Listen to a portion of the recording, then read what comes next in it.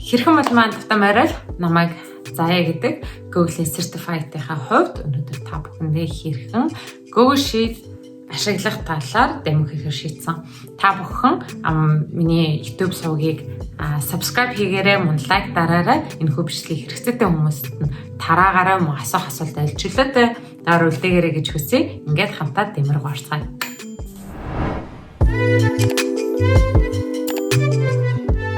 Өнөөдрийн хэрхэн болонда Google Sheets-ийг маш олон хүмүүсийн саналтаар дэлгэрэнгүй тайлбарлахад дэмомонд бэлэн болсон байна. Та бүхний харж байгаачлаа яг одоо би Chrome web browser-ыг бол ашиглаж байна. Та бүхэн өөрсдөө хүссэн айлч web browser дээр бол Google аккаунтаараа google.com руу ороод та бүхэн дээр харж google.com руу ороод өөрийн Gmail-ээ оруулсны дараа Google-ийн бүхий л аппуудыг бол ашиглах боломжтой.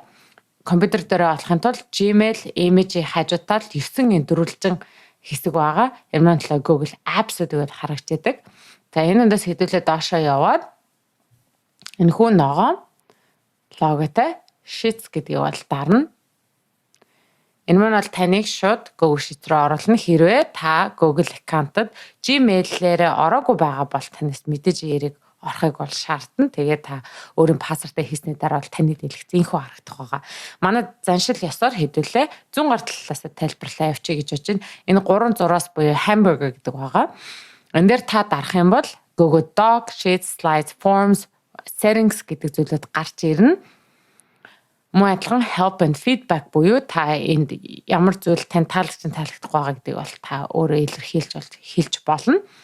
Дээдлийн хэсэг миний нэгэн дуртай зүйл байгаа учраас надад маш олон юм бичиг баримтны зүйлүүд байдаг. Энэ дээр та түлхүүр үг буюу keywords-аар тухайн бичиг баримтыг бол хайж олж болно.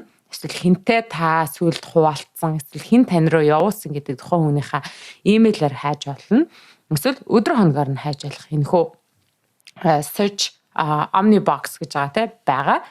Энэнгээр дамжуулж та олон бичиг дундаас хэрэгтэйгээ хэдхэн секундын дотор олж болох нэ. Эхний хэсэг болохоор blank хэрвээ шинээр эхэлж байгаа бол энэхүү нэмэх төвчлөр дээр дараад эхэлж болно. За энэ бол цаанаасаа та бүхэнд өгсөн templates байгаа те. Дээдлийн таахны харж байгаа templates gallery гэдгийг дарангууд энээс илүү маш олон сонголтуудыг танд гаргаж ирнэ. Энэ маань маш олон хүмүүс энийг хэрэглээд өөрсдөнд нь тухтай бас цаг хэмнэдэг олон сая хүмүүсийн фидбакээс тулгуурлаа энэхүү tempo gallery гэдэг бол тавьж идэг байгаа. За эндээсээ буцаа гараад хажуудлынхан 3 төрчлөөр дээр дарангууд таныг hide all templates гэдэг хэсэг байгаа. Хэрвээ та эдрийг хармааргүй байвал hide гэж дарж олно. Энийгээ буцааж гаргахын тулд хэдүүлээ ахад 100 гартлынхаа hamburgers дээрээ дараад settings руу ороод display recent templates on home screen гэдгийг та бүхэн дарангууд буцаад энэ маань гараад ирэх байгаа. Та бүхэн доошоогоо харах юм бол энэ хизээ Google Sheet маань бий болсон. Хин энийг эзэмшдэг. Энэ дээр та харах юм бол 3 өөр зүйл байгаа. Энэ дээр их юм бол owned by anyone буюу хин ч эрхэлж болно. Зохиогч нь гэсэн үг.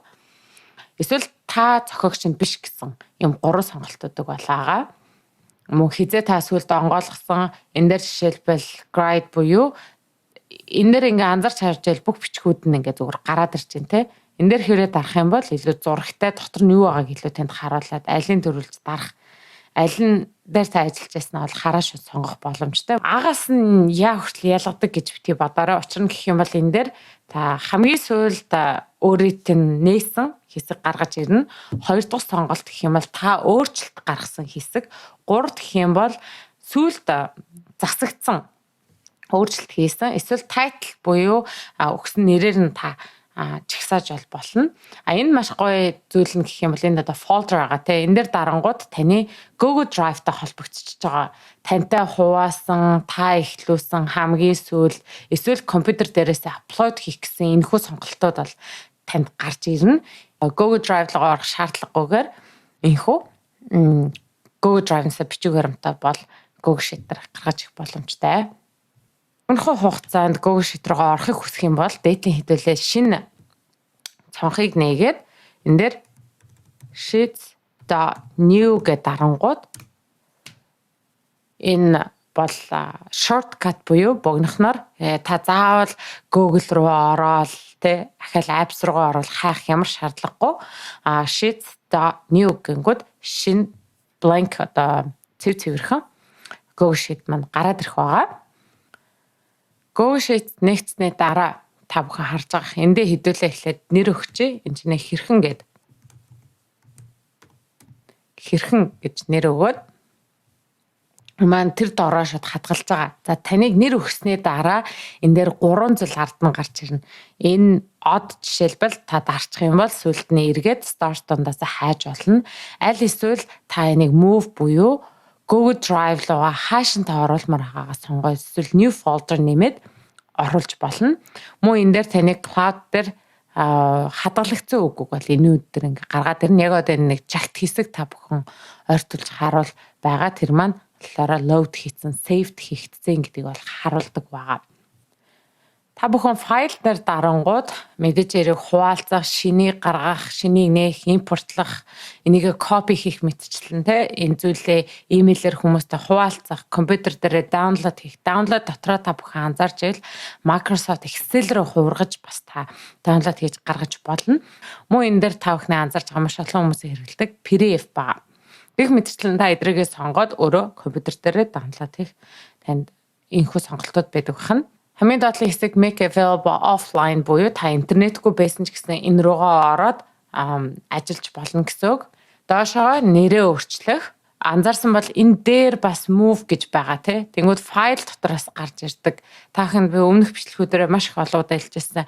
Нэг функцийг олон талаар хүнд амархан байлгахаар бол зохицуулдаг. Тэгэхээр тас энэ нэг өөр арга Google Drive руугаа folder руугаа та оруулж болно. Энд чинь устгаад мөн энэ хүү зүйлийг та веб руу шууд publish хийж болдог байгаа. Дэлгэрэнгүй өөрийн хувьд бас хэрэгэлдэг, бусад хүмүүс бас хэрэглэл цаг хугацаа хэмнэдэг хэдэн зүйлийг та бүхэндээ бас Google Sheet дээр танилцуулъя гэж бодлоо. Эхнийх нь болохоор Sparkline. За би энэ дээр маш элбэг байдаг зөвөр хүмүүсийн нэрийг бичсэн. Энэ дээр 10 сараас 11, 12 сар хүртэл хүмүүсийн орлогын одоо хэрэг бараа зарсан гэх мэтчлэн зүгээр энэ хөө тоонуудыг бол тавьсан байгаа. За энэ дээр та өөрөө өсөх юм бол нэрийг сольж болно, оруулж болно. За энэ хэсгээр эдрээгээ хэдүүлээ хамт тэгшгэн байлгахын тулд энэ хүүдээр дараад horizon sign буюу center гэж дараад энийг хэдүүлээ bold болгочихъя те. За хэрвээ size-ын том болгомоор л энэ хэсэгтэр бол байгаа. Мөн дараагийн миний хиймэр хэсэг бол эдэр бол мөнгө байгаа доллар. Тэгээд сүүлийнх нь надаа decimal центүүд бол хэрэггүй учраас ингээд нөгөө тийш нь ингээд тэгээд доллараар шууд ингээд харчий. За энэ донд та хэрэг хүсэх юм бол график ингээд шууд нээгээд харчиж болно. Заримдаа яг график нэхэр маш их цаг хугацаа алддаг. Тэрнийхээ оронд та Sparkline гэдэг функцийг бол ашиглаж болно гэсэн үг байна. Sparkline гэдэг энэ доор нь энийг сонгоод одоо 10 сарынхыг тэр чигт нь харъя гэх юм бол сонгоод enter дарангууд энэ маань ингээд Sparkline ингээд гараад ирдэг хэр өрсөлдөлттэй явж исэн байна те. Хэрвээ та баг хамт доллараар зөвхөн нэг хүний 3 сарын дотор хэр хийж ирснийг зүгээр Sparkline-аар хармаар байвал мөн яг адилхан тэмцүүгээд Sparkline гэж сонгоод 10 сараас 12 сарынхыг сонгоо гаргангууд энэ хүний өсөлтийг харуулна. Та бүхэн энэхүү анализыг хийснийхаа дараад нь тухайн хүнтэй та холбогдож ярьж болно. Жишээлбэл энэ дээр маусныхаа 2 дахьыг дараад comment руу ороод асууж болно те. Яагаад ийм их уналттай байваа гэд. Тэгээд хувьд л та асууад comment үлдээж болно. Та тухайн хүнийгаа шууд нэмэх гэдгийг дараад сонгоод энэ дундаас хэрэгцээтэй хүнийгээ та олж аваад хэрэг хүсэх юм бол энийг бүр ингээд sign буюу тэр хүндээ шууд хариуцуулж болно. Таныг энийг явуусны дараад нь имэйлээр тэр хүндээ сануулга очино.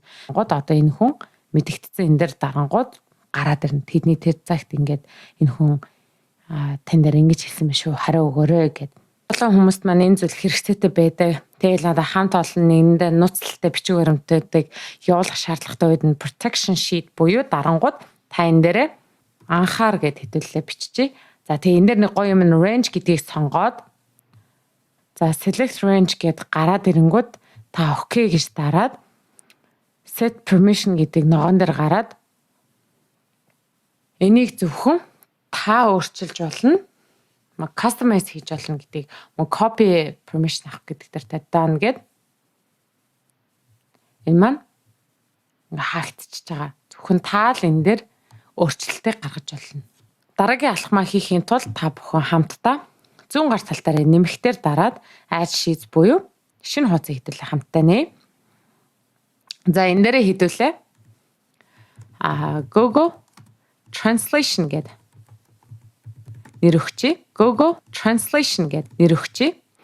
Нэгэн давуу тал байдаг. Энэ маань Google Translation. Та хэрвээ одоо та бүхэнд би хэрхэн яаж хийхийг бол харуулна. Гэхдээ энэ дээр бага зэрэг тайлбар хэлэхэд хэрвээ та маш урт өгүүлбэр авах юм бол тэрийг бол амжилттай бол орчуулж чадахгүй. Яг нэг үгээр нь бол орчуулдаг байгаа. Тэгэхээр та бүхэнд би одоо харуулъя. Мэдээж яриг тэмцүү гэдгийг тавиад та тухайн хаана орчуулмаар байгаа тэрэн дээрээ дараад тэмцүүгээд Google Translate гэдгийг сонгоод тухайн орчуулмаар байгаа үгээ сонгоод даслалыг дараад дээдлийн code тэгээд English гэдгийг EN гэдгээр дараад дээд code-ийг яагаад даслал ахаад монголынхыг MN гэд тэгээд хаалтаа хаагаад юмаа дороо орчуулчихна. За энийг та шууд доош нь дараад эдгээр өгөөдийг шууд орчуулж байгаа. Дараагийн хэсэг рүү орохын тулд add sheet гэдгийг сонгоод энийг хэрвээ та хүсэх юм бол өөрөө маусаараа бариад өөр хэсэг рүү оруулж болно. За энэ дээр хэдүүлээ имэйлийн талаар ярих болохоор өнгийг хэдүүлээ улаан болгочихъя. Google имэйлтэй адилхан. Тэгээд энэ дээрээ итгэжүүлээд valid emails. Valid emails яг юунд хэрэгтэй юм бэ гэж хүмүүс маань бодож магадгүй. Үйлчлэгээний газар болгон хүмүүсийн нэртэй, имэйл, утасны дугаарыг бол авч идэг. Та хэрэг зохион байгуулагч олон хүмүүс рүү имэйл явуулдаг бол тухайн хүмүүсийн имэйлийг бодтой юу, үгүй юу гэдгийг бол компьютераар өөрөөр нь бол таниулж болдог. Тэгэхээр та асар их хэмжээний цагийг бол зарцуулах шаардлагагүй. Дараад имэйл гэдэг хэсгийг та сонгоно. Тэгээд яг энэ хэсгээ сонгоод дарангууд энэ чинь маань false гэд гараад ирж байгаа. Энэ маань бол яг бодит имэйл биш ээ гэд. Хэрвээ та доош нь дарах юм бол true гэсэн маань болохоор энэ бол яг имэйл та имэйл явуулж болно. Эдгээр маань болохгүй гэдэг бол танд өөрт нь хэлээд өгөх болохоор та энэ дундаасаа дээдлийн хэсэгтэр filter одоо оруулаад new filter гэдгийг оруулаад энэ дундаасаа шууд надад true гэдгийг гаргаж өгөө гэж сонгонгууд энэ дээр гарч ирээ. Та эдгээр сонгогдсон хүмүүс руугаа имэйл нэгэн товчлоороор явуулах боломжтой. Бичлэгийг маань дууснаас лүцэн та бүхэндээ маш их баярлалаа. Өнөөдөр Google Sheets дээр таны цагийг хэмнэж болох аргуудыг та бүхэндээ заалаа. Та бүхэн хэрэг асуулт байвал чөлөөтэй YouTube сувгийн маань доор бол асуугаарай. YouTube сувгийн маань subscribe хийж лайк даарч энэхүү бичлэгийг хэрэгцээтэй хүмүүст нь харамгүй дараарай гэж та бүхэндээ хүсмээр байна. Ингээд дараагийн дугаар хүртэл түр баяртай.